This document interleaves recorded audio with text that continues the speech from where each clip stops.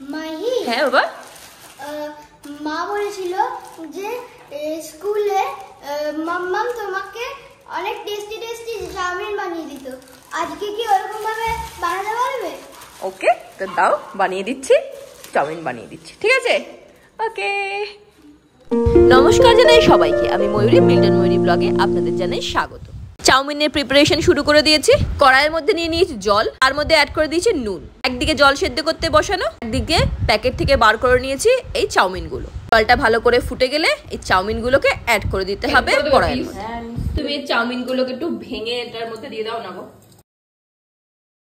নিয়ে বাদ বাকি ঢেলে দাও থ্যাংক ইউ রিঙ্কুদি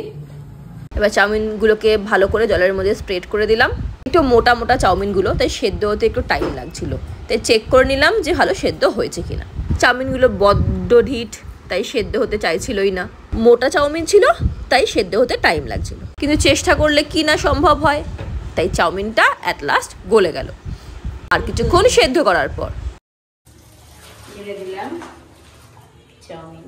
একদিকে চাউমিন সেদ্ধ করা রেডি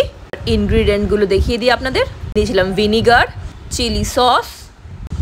ওইদিকে নিয়েছিলাম সোয়া সস এই চাউমিনটা কিন্তু ইনগ্রিডিয়েন্ট অনেক কিছু লাগে এবার নিয়েছিলাম 3টে ডিম কারণ চাউমিনের পরিমাণ অনেকটা ছিল সবজিতে নিয়েছিলাম আলু আর পেঁয়াজ আর কোনো হাবজি গাবজি সবজি দিইনি এবার নিয়ে নিয়েছিলাম চাউমিন মশলা আর টমেটো সস চিলি সসেই ঝাল উঠে যাবে আর লঙ্কার দরকার নেই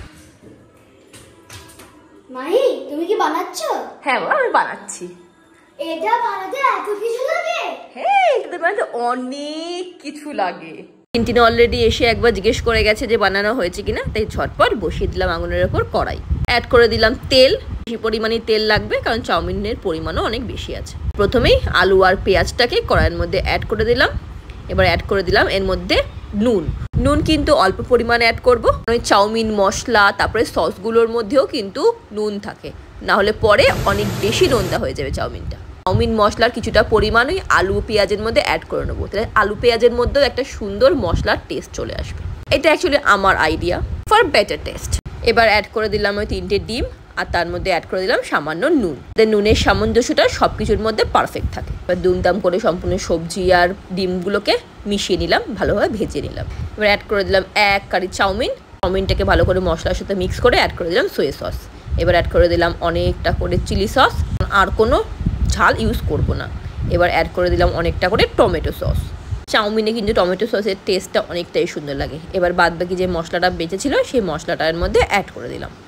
সব ইনগ্রিডিয়েন্টের কোটা হয়ে গেল কমপ্লিট এবার এটাকে ভালো করে নাড়িয়ে দিলাম নাড়িয়ে একেবারে মিশিয়ে দিলাম একটাও সাদা নুডল বেঁচে না থাকে ব্যাস হয়ে গেল চাউমিন রেডি এবার দেখুন চাউমিন তো বানানো হয়ে গেল তার পাশে যে মেস ক্রিয়েট আমি করেছি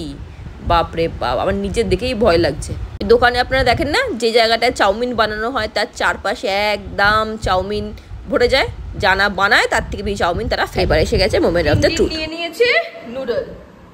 কেমন হয়েছে ভালো হয়েছে সত্যি কথা হ্যাঁ কিন্তু এটা চাউমিন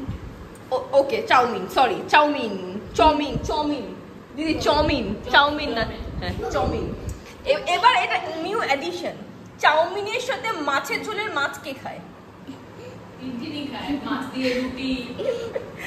চাউমিনের সাথে মাছের ঝোলের মাছ চাউমিনের সাথে এই কম্বিনেশনটা